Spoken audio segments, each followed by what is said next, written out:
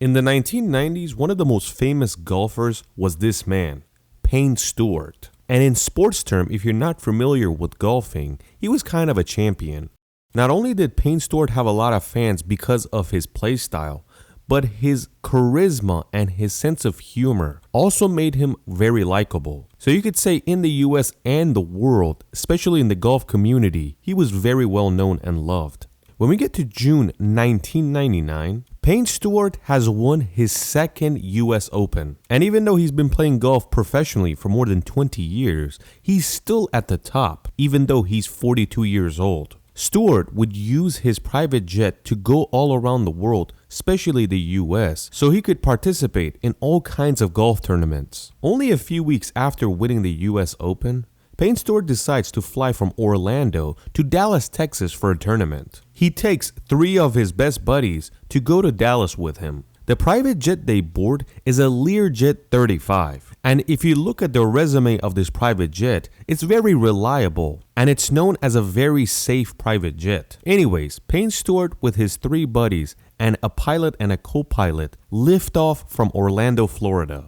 The Learjet continues to fly for about 14 minutes. Then all of a sudden, all communications is cut off. The reason the control tower realizes that the communication has cut off is because the Learjet went out of its path.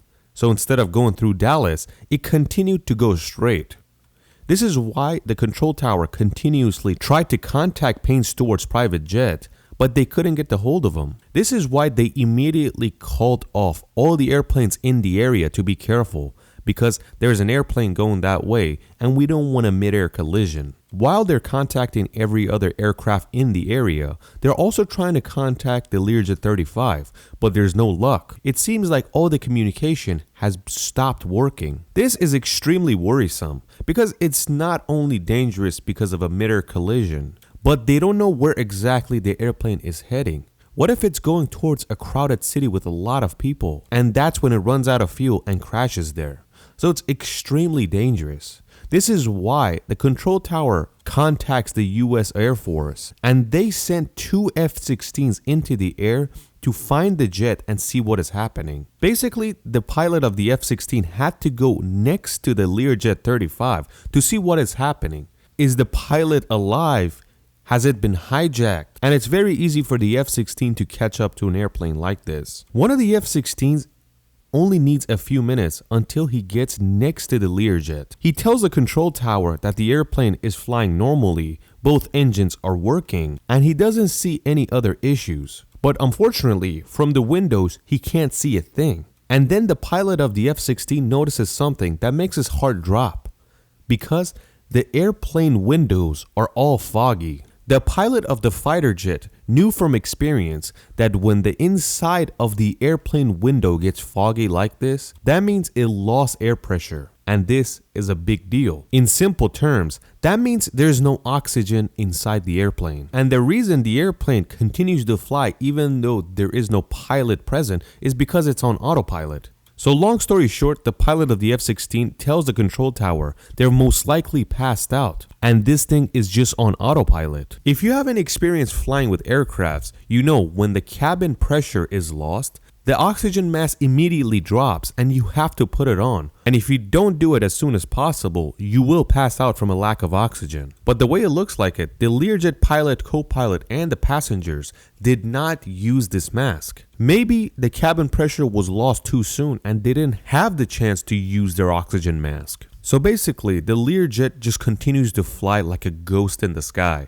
Anyways, the F-16 continues to follow this aircraft, but they don't want to shoot it down because they're afraid the people inside are still alive, but they're watching it close just in case it's going somewhere very crowded. Just like we said, it was supposed to go from Orlando to Dallas, but the aircraft decided to go in a straight line since it was on autopilot. So it was basically going towards North Dakota. Luckily, one of the least populated areas in the entire country. And this is why the United States Air Force had no plans whatsoever to shoot down this Learjet. But it's interesting to know that north of the North Dakota border is Canada. And when the Canadian Prime Minister heard that this airplane is flying towards their country, They basically told their Air Force, if this Learjet gets into our airspace, you have to immediately shoot it down. But the American Air Force had not decided to do this. But Payne Stewart's plane never got to Canada.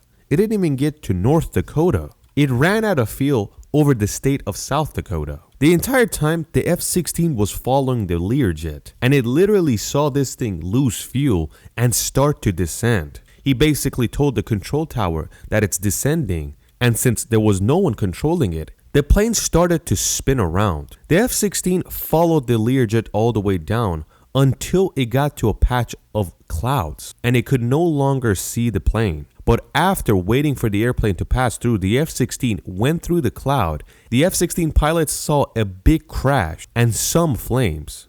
And the reason the Learjet did not explode on impact is because all the fuel had ran out and it was just a small amount of fire on the ground. But the airplane had completely been smashed. And in simple terms, it was unrecognizable.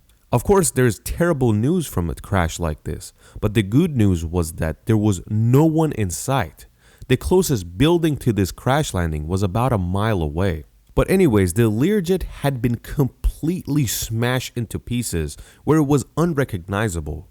And unfortunately, every single body was in pieces too, so it was extremely hard to identify each body. Anyways, after examining the crash, experts decided to look into what caused this plane to lose air pressure and to eventually crash. The weirdest part about all this is why didn't the airplane or the passengers use the oxygen masks? After a lot of examinations, some experts said maybe the cabin air pressure inside the Learjet slowly went down where none of the passengers and the crew members realized that they're losing oxygen.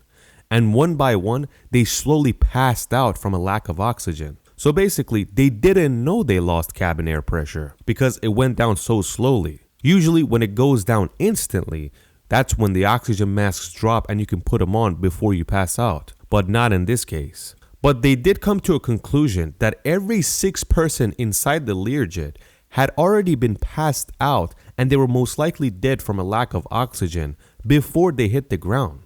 Because the Learjet was flying for over 4 hours, but it lost cabin air pressure 15 minutes into the flight. And another thing is that there was no black box inside this private jet, so they couldn't really hear what was happening before the cabin air pressure was lost. Investigators basically looked into this crash for over a year, but they couldn't come up with a conclusion on what actually happened to the Learjet to lose cabin air pressure like that. Because losing air pressure in an airplane is more complicated than you think.